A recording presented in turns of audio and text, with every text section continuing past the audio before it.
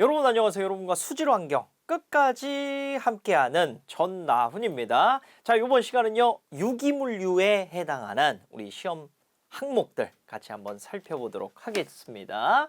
자, 1번에 가장 좀 중요한 이 유기물류의 항목이 나왔습니다. BOD죠. 바로 BOD는 질소, 우리 생물화학적 산소 요구량이고, 질소란다. 질소가 굉장히 중요한데 왜 중요한지 제가 뒤에 좀 설명을 드리겠습니다. 생물화학적 산소 요구량, 우리가 개론서부터 잘 살펴봤었고 이 개념이 어떻게 됐었죠? 그렇죠. 미생물이 5일 동안 소모하는 산소량인데 그 산소량만큼 뭐가 있다라는 거예요? 미생물은 산소를 소모하려면 반드시 뭐가 같이 있어야 된다?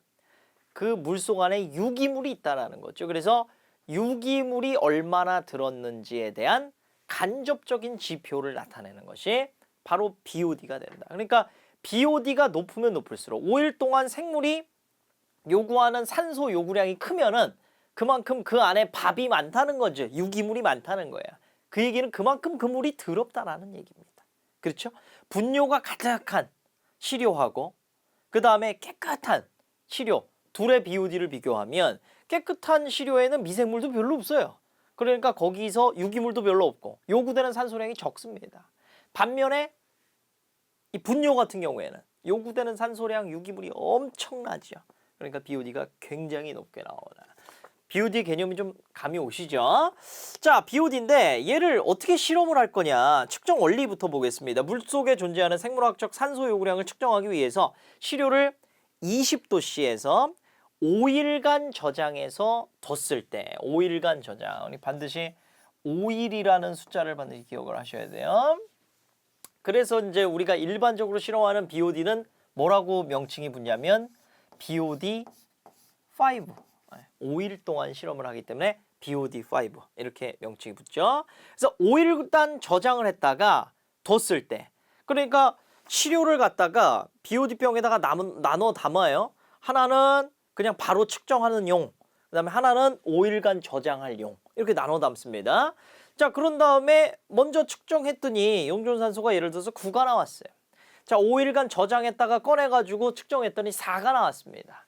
자, 그러면 원래 9였는데 4가 나왔다. 얼마만큼이 소모됐죠? 5만큼이 소모가 됐다. 그래서 요만큼이 뭐가 된다? 바로 그 시료에 대한 BOD가 된다. 자, 계산하는 건 뒤에서도 자세히 살펴보도록 하고요. 자, 우리 이제 보게 되면은 측정 원리에 5일간 저장해뒀을 때 시료 중에 호기성 미생물의 증식과 호흡작용에 의해서 소비되는 용존산소의 양으로부터 측정하는 방법이 바로 BOD가 되겠고요. 자, 간섭물질이 하나, 둘, 세 가지가 있는데 첫 번째, 산성 또는 알칼리성을 나타내거나 잔류염소 등 산화성 물질을 함유하거나 용존산소가 과포화되어 있을 때는 BOD 측정 시 간섭을 받을 수 있으니까 전처리해야 된다는 거예요. 자, 뭐라고요? 산성이나 알칼리 있으면 안 된다라는 거예요. 너무 산성이다? 중성으로 맞춰줘야 돼요. 너무 알칼리다? 역시나 중성으로 중화를 시킨 다음에 실험을 진행해야 됩니다. 그럼 너무나 산성이다, 너무나 알칼리면 실험을 못합니다. 왜냐하면 미생물이 다 죽었을 수도 있기 때문에. 그래서 그때는 식종이라고 미생물을 집어넣고 다시 이제 실험을 하는 형태로 진행이 돼야 되겠고요. 자, 그러니까 너무 산성, 너무 알칼리 안 된다. 그리고 잔류염소 있으면 안 된다. 그리고 과포화돼 있으면 너무 산소가 많이 들어가 있다라는 거야. 그러면 이제 무슨 일이 일어나죠? 제가 이제 요 종이컵에 물을 담았는데 여기다가 아주 시원하게 먹으려고 탄산을 쫙 넣었어요. 근데 이제 조금 먹다가 바빠져 갖고 잠깐만 1시간 여기다 이렇게 두고 그 다음에 어디 갔다 와서 이거를 마셨습니다. 다시. 자, 아까 1시간 전과 후에 탄산 정도가 어떻게 되죠? 탄산이 좀 빠져 있었겠죠. 그죠? 탄산이 빠진다라는 거예요. 그러니까 물속 안에 있는 녹아들어 있는 그 가스는 탈기가 됩니다. 이건 탄산뿐만 아니라 물속 안에 있는 산소도 마찬가지예요. 너무 과포화돼 있다. 산소가 너무 많이 들어가 있다. 그러면 그 산소가 어떻게 된다? 날아가 버릴 수 있다라는 거예요. 또는 값이 너무 많이 나와 버릴 수가 있다라는 거죠. 그러면 무슨 문제가 있습니까? 우리가 실험할 때 그 물속 안에 있는 용존산소가 얼마만큼 미생물이 소모했느냐를 봐야 되는데 이거는 뚱딴지 같이 너무 과포화돼 갖고 너무 많이 나오거나 이 값이 갑자기 11 이렇게 측정되거나 또는 중간에 날아가서 미생물이 괴를 섭취해야 되는데 이건 자연히 탈기가 된 그 값이 여기에 들어가면 오차가 되겠죠. 그죠? 그러니까 과포화는 안 된다라는 거예요. 과포화하면 안 된다.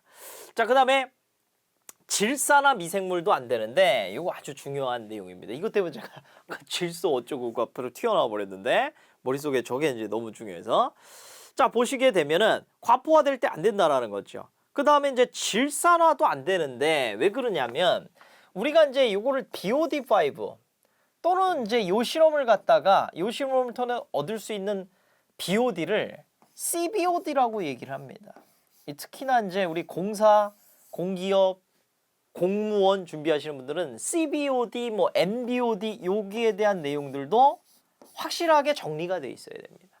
자, 이 내용이 뭐냐면 CBOD는 말 그대로 탄소 BOD예요. 탄소에 의한 BOD. 그 얘기가 뭐냐면 유기물을 섭취하면서 미생물이 소모하는 BOD라는 얘기입니다. 그게 CBOD. 그러니까 제가 아까 설명할 때 질소에 대한 얘기 했나요? 안 했어요. 유기물을 소모할 때 거기서 소모되는 산소 요구량 그것이 BOD. 그러니까 우리가 구하려고 하는 실험적인 의미의 BOD는 다 CBOD여야 되는 거예요. 근데 NBOD가 나오면 요거는 다 오차로 유발이 된다는 거예요.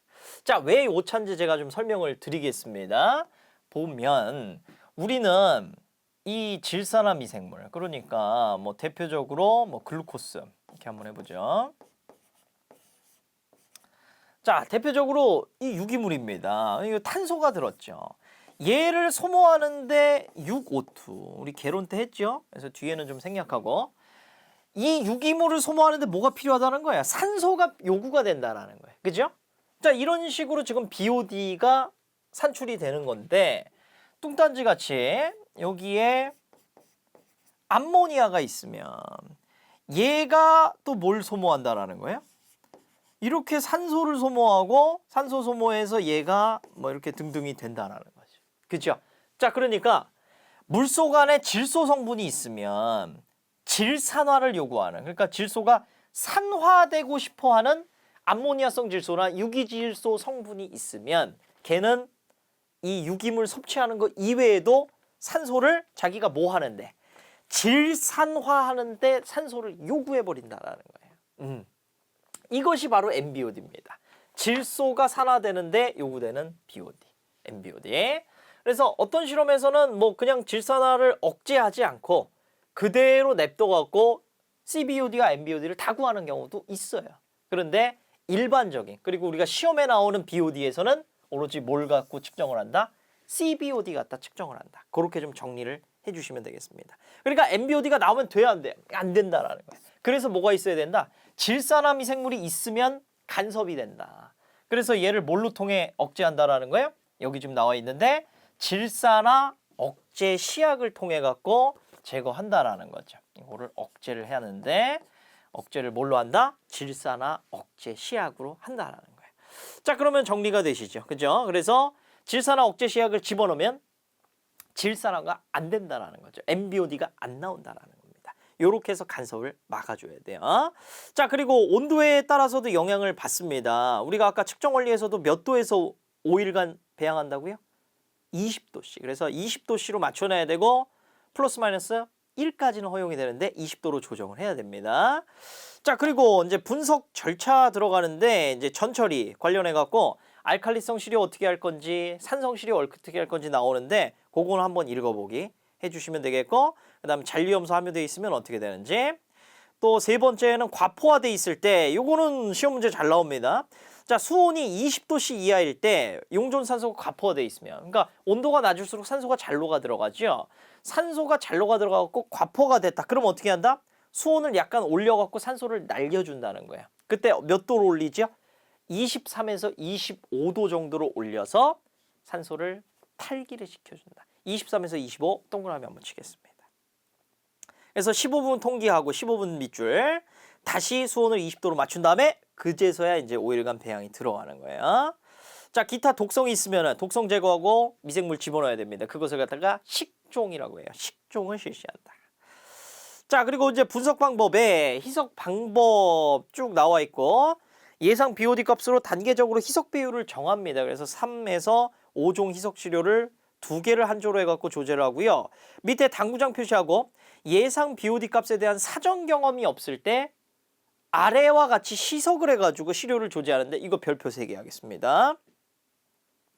자, 무슨 얘기냐면 지금 이 시료가 잘 판단은 안 돼. 어떻게 희석을 해야 될지 모르겠는데 4가지 카테고리 안에 들어간다. 그러면 해당 방법으로 희석을 한다는 거야. 첫 번째, 오염 정도가 심한 공장 폐수는 0.1에서 1%. 그러니까 0.1에서 1% 시료만 섞고 나머지 물로 채워가지고 희석을 한다는 거예요. 그러니까 이거를 갖다가 희석 배수로 얘기하면 0.1이라고 하면 1000배 이상. 1%면 1 집어넣고 나머지 99 들어가니까 100배 이상. 이렇게 얘기할 수 있습니다. 그 다음에 처리하지 않은 공장 폐수나 침전된 하수는 1에서 5%. 배수로 따지면 100배 이상 또는 100 나눈 게 5 해주면 되니까 20배 이상. 이렇게 좀 보면 되겠죠. 그 다음에 처리하여 방류된 공장 폐수 같은 경우에는 5에서 25%. 20배에서 4배 이상 돼야 되겠죠. 오염된 하천수는 4배에서 희석을 안 하고 그대로 원수로 100%로 실험을 한다. 4가지 경우 반드시 잘 기억을 해주셔야 됩니다. 그 다음에 공기가 갇히지 않게 젖은 막대로 조심하면서 섞고 2개의 300ml BOD병을 완전히 채운 다음 쭉쭉쭉 읽어보기 해주시면 되겠고 그 다음 내용도 읽어보기 해주시면 되겠습니다. 자, 그 다음에 마지막에 시료를 식종하여 BOD를 측정할 때 실험에 사용한 식종액을 시석수로 단계적으로 희석한 이후에 위의 실험 방법에 따라 실험하고 배양 후의 산소 소비량의 40에서 70%, 40에서 70% 동그라미 하나 한번 치겠습니다. 범위 안에 있는 식종 희석수 선택한다. 이거 빈칸 처리돼서 객관식 문제 나올 수 있겠죠. 자, 그 다음에 질사나 억제 시약 2가지 반드시 기억을 해주셔야 됩니다. TCMP 그리고 ATU. 그리고 실무적으로는 ATU를 많이 쓴다. 이거 참고해 주시면 되겠고 어쨌든 2가지를 씁니다. 2가지. ATU, TCMP. 제가 거꾸로 얘기했네요. 죄송합니다. 실무적으로는 TCMP를 많이 쓴다. 그리고 TCMP가 권장이 된다. 이렇게 봐주시면 되겠습니다. 2가지. 억제 시약 2가지인데 권장사항 이거는 시험 문제 중요한 건 아닌데 억제 시약이 일단 2가지 있다라는 거고 참고해 주시면 되겠습니다. 자, 그 다음에 결과 보고입니다. 우리가 이제 계산을 할 때 어떻게 해야 되냐? 식종 안 했을 때하고 했을 때 2가지로 좀 구분을 할 수가 있는데 자, 식종이 됐었을 때 기준으로 한번 식을 써보면 아주 간단합니다. 자, BOD 또는 이제 BOD5는 또는 CBOD는 얘는 D1 마이너스 D2 여기다가 P를 곱해주면 됩니다. P는 바로 희석 배수가 됩니다. 그래서 자, 예를 들어 갖고 오염 정도가 심한 공장 폐수 그래 갖고 희석을 100배로 했다. 이렇게 좀 해보겠습니다. 자, 그리고 처음에 이 BOD병을 2개를 나눠서 놓는다고 했었죠. 그래갖고 바로 용존산소 실험하고 5일 뒤에 실험하고 2가지 값을 비교하는데 첫 번째 바로 실험을 했었을 때는 15분 있다가 이제 바로 측정하는 게 바로 실험하는 거거든요. 측정했을 때 9가 나왔다. 그런데 5일 뒤에 보니까 6이 나왔다라는 거예요. 그리고 희석 배수는 100이죠. 자, 그럼 BOD는 얼마가 됩니까? 9 마이너스 6이니까 3에 곱하기 100 하니까 300인데 요건 단위가 이제 밀리그램 퍼 리터 이렇게 단위예요. ppm 단위. 그래서 BOD가 이 공장 폐수는 300ppm이네. 이렇게 정리할 수 있다라는 거예요. 이게 이제 식종을 안 했을 때. 죄송합니다. 제가 식종 5로 해놨네요. 아이고, 이게 무슨 실수야. 식종을 안 했을 때 경우가 되겠고 일반적인 경우입니다. 이게. 자, 그 다음에 식종을 했을 때. 자, 이때는 식이 조금 계량인데요.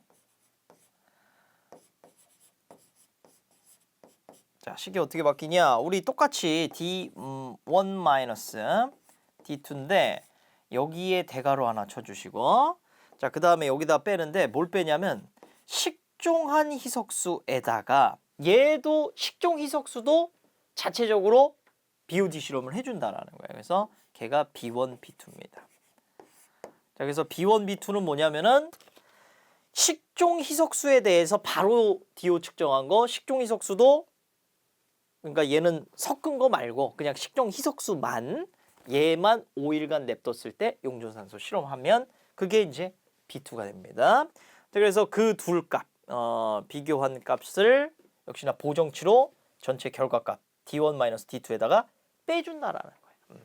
자, 그러면 아까 요 내용을 집어넣어 보면 99, 뭐 6이었다. 근데 이제 식종 희석수도 보니까 얘는 뭐 99. 근데 얘는 깨끗하니까 사실은 이론적으로는 거의 유기물이 없어야 돼요. 그래서 얘가 거의 제로에 가깝게 나와야 되지만은 뭐 그럴 순 없겠죠. 어느 정도 이제 여기도 유기물도 있을 거고 미생물이 호흡도 할 거기 때문에 뭐 예를 들어서 8.5가 나왔다. 그러면 이제 요게 이제 0.5 값이 되잖아요. 요걸 빼서 이제 보정을 해줘야 된다는 거예요. 식종을 했었을 때. 자, 그리고 똑같이 마찬가지로 희석 배수 곱해가지고 값을 구해주시면 되겠죠. 그럼 한번 구해보면 3에 마이너스 0.5에 여기다가 이제 뭐 100을 곱한다. 이렇게 되니까 식종을 한 경우에는 뭐 250 mg per 리터. 이렇게 이제 구할 수 있겠죠. 두 가지씩 뭐 어렵지 않죠? 구해주시면 되겠고. 자, 그 다음에 이제 여기에 식종 희석 시료 같은 경우에는 식종액의 함유율이 있습니다. 그래서 그 함유율을 보정한다 그랬을 때는 여기다가 이제 F를 곱해주는. 지금 너무 좁아갖고 잘 안 보이는데 이렇게 한번 해보죠. 좀 넓혀가지고. 자, 함유율이 있다라고 했을 때는 얘를 보정하는 F가 여기 들어갑니다. F. 자, 그리고 전체 여기에 희석 배수 곱하는 이런 형태로 산출이 된다라는 거. F까지 곱해준다라는 거. 이 식종 희석수에 대해서는 여기까지 기억을 해주시면 되겠고요. 자, 그렇게 우리 이제 BOD에 대한 내용 정리할 수가 있겠고, 자, 그 다음에 이제 유기탄소, 총유기탄소 방법 두 가지 있는데 먼저 고온연소 산화법 보겠습니다. 자, 총유기탄소가 뭐냐? 물 속에 들어있는 말 그대로 유기탄소예요. 유기탄소랑 무기탄소의 가장 큰 차이점이 뭘까요? 미생물이 먹을 수 있다? 그것도 맞습니다. 근데 가장 딱 나눌 수 있는 거. 그렇죠. 가연성이냐 불연성이냐예요. 유기물이다? 이건 탈 수 있다라는 겁니다. 무기물이다? 이건 탈 수 없다라는 거예요. 네. 그래서 유기탄소를 실험하는 아주 간단한 방법이고 아주 전통적인 방법이 바로 고온연소 산화법이에요. 근데 사실 간단하진 않아요. 시간도 오래 걸리고 하는데 태워보는 거죠. 태웠을 때 타가지고 뭘로 날아가죠? 탄소가 타면 그렇죠. CO2가 됩니다. 그래서 날아가는 그 CO2를 갖다가 분석해서 요만큼이 거꾸로 유기탄소였구나. 이렇게 좀 분석하는 방법이 이제 고온연소 산화법이 되겠습니다. 측정 원리 볼게요. 물속에 존재하는 총유기탄소를 측정하기 위하여 시료 적당량을 산화석 촉매로 충전된 고온의 연소기에 넣은 후에 연소를 통해서 수중 유기탄소를 이산화탄소로 산화시켜서 정량을 한다. 정량 방법은 무기성 탄소를 사전에 제거하여 측정하거나 무기성 탄소를 측정한 후 총탄도에서 감하여 총유기탄소의 양을 구한다. 자, 그러니까 CO2도 구하겠지만 원래부터 CO2가 물 안에 녹아 있었을 수도 있겠죠. 그죠? 걔가 튀어나왔을 수도 있겠고. 또는 뭐 탄산염이나 뭐 중탄산염이나 이런 애들이 CO2가 돼갖고 pH가 변해서 CO2로 날아갈 수도 있겠죠. 그죠? 그래서 그 값에 대해서는 보정을 해줘야 된다는 건데 그러기 위해서는 우리가 뭘 알아야 되냐면 바로 용어 정의에 대한 이 개념이 정리가 돼 있어야 됩니다. 보시면 첫 번째, 총유기탄소는 수중에서 유기적으로 결합한 탄소의 합을 말한다. 그러니까 유기적으로 결합했다고 했지만 이게 탈 수 있는 탄소의 총량이라 이렇게 생각을 해주시면 되겠고요. 총탄소는 탈 수 있는 거, 안 탈 수 있는 거. 그러니까 유기적, 무기적이 다 합친 게 총탄소. 여기까지는 쉽죠. 그 다음에 무기성 탄소는 수중에 존재하는 안 타는 탄소의 형태는 대표적으로 뭐가 있냐면 탄산염, 그 다음에 중탄산염, 그 다음에 용존 이산화탄소. 얘는 원래 가스여야 되는데 가스여서 물 밖에 날아갔어야 되는데 이게 물속에 녹아 있는 경우가 있겠지. 그죠? 그러면 얘는 뭐예요? 원래 유기탄소가 타가지고 CO2가 만들어진 게 아니고 원래부터 무기적으로 있는데 이놈이 CO2가 될 수 있는 여지 또는 지금 이미 CO2인 애들이죠. 그죠? 그래서 얘네들이 뭐다? 무기성 탄소가 된다. 무기성 탄소들은 얘네들이 된다라는 거예요. 정리가 그렇게 해주시면 되겠고. 자, 용존성 유기탄소는 중요한 게 총 유기탄소 중에 공극 0.45 마이크로미터. 그러니까 고 여과지를 통과를 하는 유기탄소 같은 경우에는 우리 눈에 안 보이고 녹아 있다라고 생각할 수 있다라는 거예요. 그게 그렇게 믿어진다라는 거죠. 그래서 0.45 마이크로미터 이거는 실험적인 우리가 어떤 기준이기 때문에 반드시 외워주셔야 되는 거죠. 너 이거 알고 있어? 너 이거 실험하는데 0.45 마이크로미터 그 여과지를 통해 갖고 얘를 통과하면은 물 속에 녹아 있는 거고 안 통과하고 걸리면 걔네는 둥둥 떠다니는 걸로 보는데 그 기준이 0.45 마이크로미터인 거 알고 있어? 물어본다라는 거죠. 그죠? 0.45 동그라미 별표 하나. 그 다음에 비정화성 유기탄소는 탄소 중에 pH 2 이하에서 포기에 의해 정화되지 않는 탄소. pH 2 너무 중요하겠죠. 빈칸 처리하기 딱 좋고 pH 2도 밑줄. 자, 분석기기 및 기구 보겠습니다. 산화부, 검출부 이렇게 나누는데 거기 산화부에 온도 나오죠? 온도 체크해 주시고 검출부는 방법이 두 가지. 비분산적외선 분광분석법, 전기량 적촉법으로 뭘 측정한다는 겁니까? CO2를 측정한다는 거예요. 그래서 그것을 총유기탄소로 환산한다는 얘기. 자, 정량한계는 우리 기억에 나와 있지만 0.3mg/L. 우리 뒤에 나올 총유기탄소의 과황산 UV, 과황산 열산화법과 같습니다. 0.3mg/L. 그래서 총유기탄소의 정량한계는 무조건 뭐라고요? 0.3mg/L. 기억을 해주시기 바라고.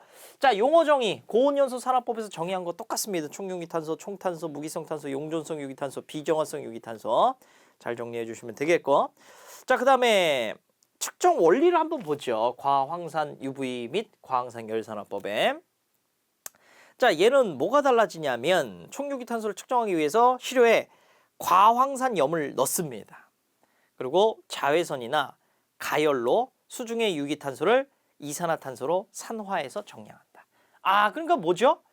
수중의 유기탄소를 CO2로 만드는 개념은 만드는 거는 앞에 고온연소 산화나 지금 과황산법이나 똑같은데 그 방법론이 고온연소는 연소를 하는 거고 고온연소기로 과황산 UV나 과황산 열산화법은 과황산을 집어넣고 UV, 자외선을 이용하거나 또는 열을 이용해 갖고 과황산을 넣은 상태에서 그래서 CO2로 만든다는 거죠. 그죠? 그 방법론이 다르다는 거예요.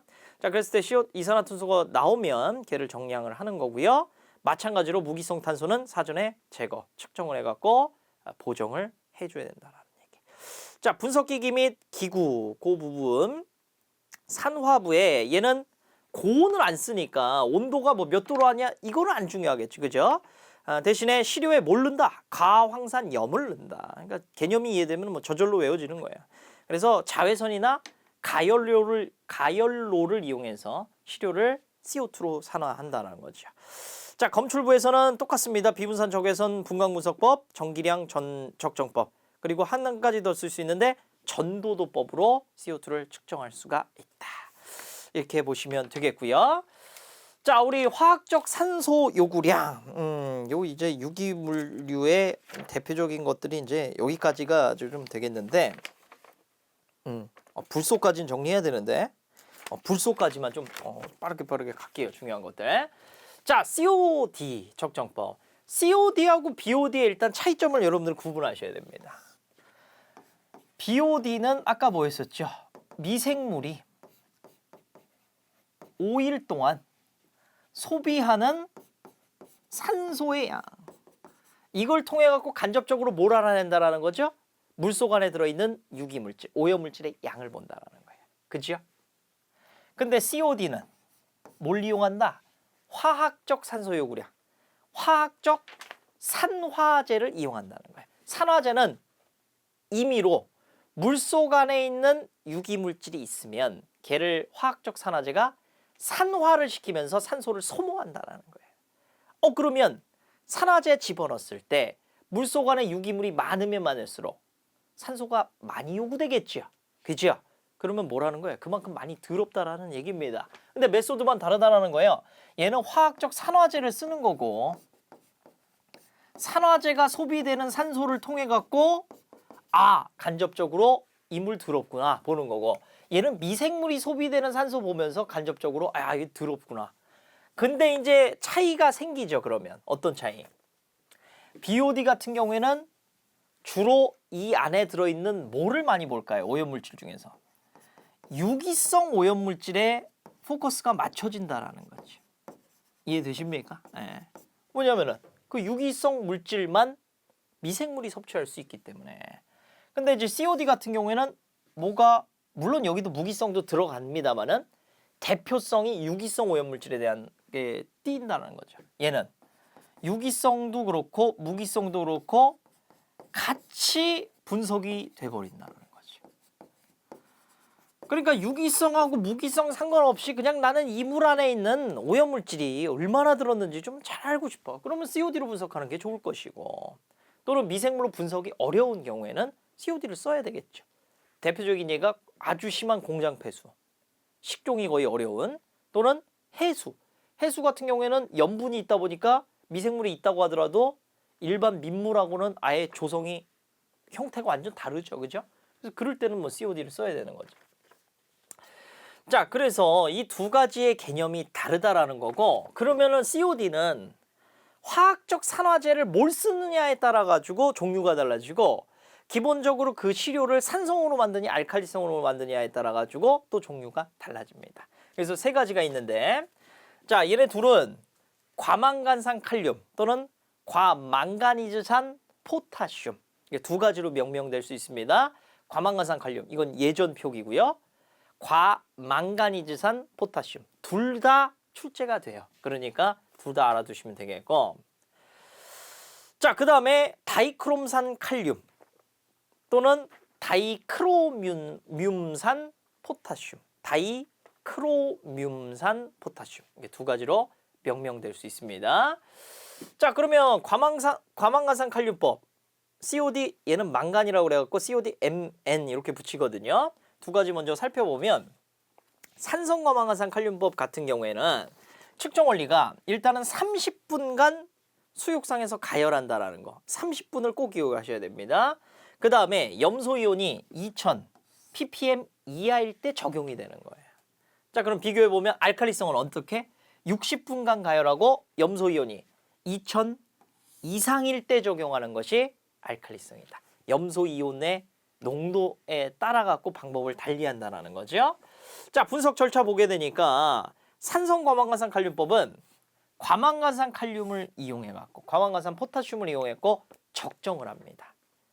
자, 그러면 얘로 적정했을 때 얘를 집어넣었을 때 그 산화되는 만큼이 그 양이 뭐를 통해서 알 수 있냐면 우리가 종말점이라는 걸 통해서 알아요. 무슨 얘기냐면 자주색으로 돼 있던 것이 과망간산 칼륨을 똑똑똑 떨어뜨리면 1ml 들어갔을 때 1.1ml, 2ml, 2.3ml, 3ml 들어가다가 4.1ml 딱 들어갔을 때 뿅 하고 옅은 홍색으로 바뀌어요. 그 지점까지가 뭐라는 겁니까? 4.1ml 들어갈 만큼이 산화시킬 수 있는 총 여기에 유기물질의 양이다. 이렇게 좀 볼 수 있죠. 그렇게 평가가 된다는 거예요. 그래서 중요한 게 뭐냐면은 바로 적정할 때 쓰는 그 적정 용액 그것을 산성과망간산 칼륨에서는 과망간산 칼륨을 쓴다는 거고 그때 우리가 파악할 수 있게 된 종말점 색깔이 옅은 홍색을 띈다. 이 두 가지를 반드시 기억을 해주셔야 되겠고요. 알칼리성 과망간산 칼륨법 같은 경우에는 티오황산 나트륨을 적정 용액으로 씁니다. 그리고 티오황산 나트륨이 딱 들어갔을 때 마지막 한 방울 딱 들어가면 색깔이 무색으로 뿅 바뀌어요. 투명색으로. 그러면 그 지점이 바로 이제 실험이 종료되는 총 들어간 산화된 양을 나타낸다라는 거죠. 무색으로. 과망간산 칼륨 옅은 홍색은 산성, 티오황산 나트륨 무색 알칼리성입니다. 얘 말 바뀔 수 있는 게 사이오 황산 소듐 이렇게도 명명이 바뀔 수 있습니다. 사이오 황산 소듐. 하나로 다 통일해 주지. 왜 우리가 과도기에 살아갖고 두 개를 다 기억해야 되는지 모르겠지만 그런 부정적인 생각을 할 시간도 없어요. 우리는 하나하나 더 외워야 됩니다. 자, 그 다음에 이제 농도 계산인데 농도 계산은 이제 식이 두 개가 똑같습니다. 어떻게 되냐면은 COD는 B-A 여기에 1000 나누기 V 곱하기 0.2 이렇게 된다라는 거. 0.2. 자, 그래서 이 B라는 건 뭐냐면은 적정에 소비된 적정량이 되겠습니다. 그래서 우리 산성 같은 경우에는 과망간산 칼륨 용액량이 되겠고, 알칼리성은 사이오 황산 소듐의 소비량이고, 그 다음에 A는 비교하기 위해서 바탕 시료 대조액, 깨끗한 시료를 갖다가 적정 실험하면 원래 적정량이 안 나와야 돼요. 그죠? 빵이어야 되는데 이미 그러니까 뭐예요? 이미 옅은 홍색이 돼 있거나 무색이 돼 있어야 되는데 얘도 색깔이 또 나버린다라는 거죠. 그게 뭡니까? 그 실험실에 또는 그 실험자, 실험 방법에 오차가 되죠. 그래서 그 오차 값을 갖다가 빼줌으로써 참값으로 보정한다라는 거야. 그래서 참값 보정하기 위해서 A로 빼주고, 그 다음에 팩타를 보정을 안 했는데 농도계수 팩타를 갖다 보정합니다. 이건 뭐냐면 적정 용액이 신뢰도 있게 만들어졌으면 100%, 그래서 1이고 99% 신뢰도다 그러면 0.99 이런 식으로 신뢰도를 갖다가 보정을 해준다라는 거예요. 그래서 해당 적정 용액의 농도계수 팩타 F가 되겠고요. 이거는 뭐 주어지겠죠 무조건. 자, 이거 계산 문제로 나올 때 주어질 수밖에 없는 거고, 그래서 F를 곱해서 보정하고, V는 들어간 시료의 양입니다. 그래서 시료의 양을 갖다가 나눠주는데, 나눠주고 얘를 뭘로 구하기 때문에 지금 들어간 소비된 산소의 양을 구하기 위해서 산소 농도, 그러니까 전체 시료 양 중에 소비된 산소의 양 얼마니 그거 구하는 거예요. 그러니까 시료 양은 나누기, 그다음에 여기 들어간 산소 양은 이렇게 되는 거죠. 그죠? 자, 근데 얘가 지금 뭐냐면 과망간산 칼륨에 소비된 양이라는 거예요. 근데 우리는 뭘로 바꾸고 싶다? 소비되는 산소로 바꾸고 싶다. 그래서 0.2를 곱합니다. 0.2. 0.2가 바로 뭐가 되냐면, 제가 하나만 좀 설명을 해보면, 거의 과망간산 칼륨 용액이 지금 몰수가 0.005 몰 이렇게 돼 있어요. 그죠? 그죠? 근데 얘를 과망간산 칼륨이 아니라 우리는 산소로 바꿔야 된다라는 거예요. 그래서 환산해 보면 얘가 지금 뭐가 되냐면, 과망간산 칼륨은 분자량이 158이거든요. 이렇게 할 수 있고, 얘를 산소로 바꾸려면 EQ 단위로 환산해야 되는데, 그러면 EQ로 환산하려면 당량으로 158. 자, 과망간산 포타슘은 우리 가수 좀 외우자고 그랬습니다. 특이해서 5가입니다, 얘가. 그래서 5가로 이렇게 계산할 수 있겠고, 그러면은 이제 1몰당 뭐 5EQ 뭐 이렇게 되는데, 어쨌든 얘를 EQ로 바꿨어요. 자, 그 다음에 얘를 이제는 EQ가 됐으니까 산소로 바꿀 수 있습니다. 우리 뭐 경도 계산, 알칼리도 계산 했던 거랑 똑같이. 그러면 내 마음대로 산소로 바꾸는데, 산소는 뭐죠? 5입니다, 5. 우리 여기서는 O2가 아니고 5예요, 물속에서. 자, 5구.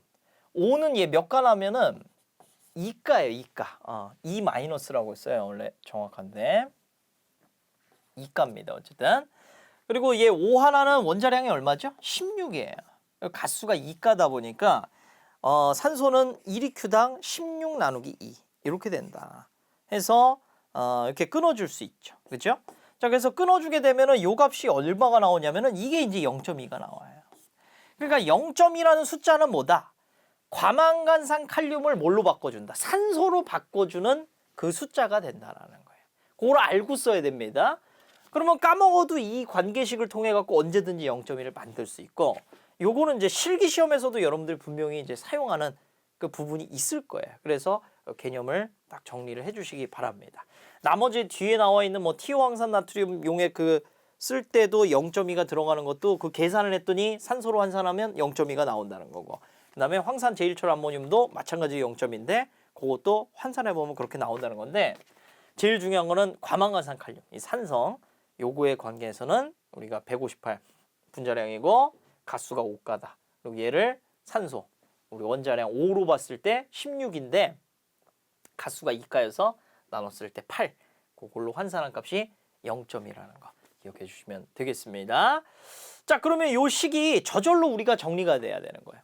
얘는 물속에 산화제를 통해 갖고 소비된 산소의 양인데 산화제에 사용한 양을 0.1 곱하니까 뭘로 바뀌었다? 산소로 바뀌었다. 그리고 시료로 나눠주면 농도가 되죠. 그 다음에 이 적정액에 대해서 보정하기 위해서 F 곱해주고 천은 단위 환산, 밀리그램 퍼 리터로 만들기 위해서 여기 지금 그램 단위니까 밀리그램 만들기 위해서 천을 곱합니다. 그 값이 바로 이렇게 된다라는 거. 정리되실까요?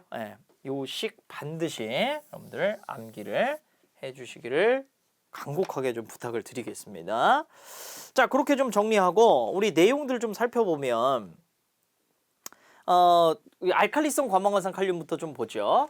여기까지 좀 정리했고 그 다음에 농도 계산하는 거 똑같다라는 거예요. 농도 계산하는 거 똑같다라는 거고 자, 그 다음에 우리 다이크롬산 칼륨으로 들어가겠습니다. 다이크롬산 칼륨 측정 원리 보면 얘는 가열을 몇 시간 한다. 가장 오래 하는데 2시간 동안 한다는 거예요. 2시간 동안. 자, 그리고 얘는 COD가 5에서 50범위. 그러니까 좀 저농도의 COD를 분석할 때는 뭘 쓰는 게 좋다. 강력한 산화제인 다이크롬산 칼륨을 이용한 COD 분석 방법이 좋다라는 겁니다. 어떨 때요? COD가 좀 저농도 5에서 50 안에 들어갈 때 좋다. 2시간 가열을 하고요. 자, 그리고 염소이소온 농도가 1000 이상의 농도일 때 COD 값이 최소한 250mg per 리터 이상의 농도여야 가능한데 자, 따라서 해수 중의 COD 측정은 그래서 뭘로는 부적합하다. 다이크롬산 칼륨으로는 부적절하다. 이렇게 볼 수 있겠습니다. 자, 분석 절차 읽어보기 해주시고 우리 또 중요한 게 있죠. 바로 분석할 때 쓰이는 적정용액 못 쓴다. 황산 제일철 암모늄 쓰고 그 다음에 종말점이 바로 청록색의 젓갈색으로 되는 그 지점. 요게 이제 종말점이 된다. 자, 그리고 이제 농도 계산도 똑같아요. 그래서 B-A 요게 이제 적정에 사용된 황산 제이철 암모늄이고 그 다음에 바탕시험 했더니 원래는 제로 나와야 되는데 값이 약간 나온다는 거예요. 그거 빼서 보정하고 팩타 곱해갖고 적정액에 대해서 우리 신뢰도 확보하고 그 다음에 시료로 나눠주고 0.2 곱하는 건 뭐다? 이 적정액을 산소로 환산을 해준다. 그렇게 해서 계산할 수 있겠습니다. 자, 중요한 내용 제가 여기다 이제 띄워놓은 거예요. 반드시 암기를 해 주시고요. 시간이 너무 많이 흘러가지고 우리 조금 쉬었다 가겠습니다. 좀 쉬었다가 우리 불소 화합물, 플로린 화합물부터 이어서 또 정리를 해보겠습니다.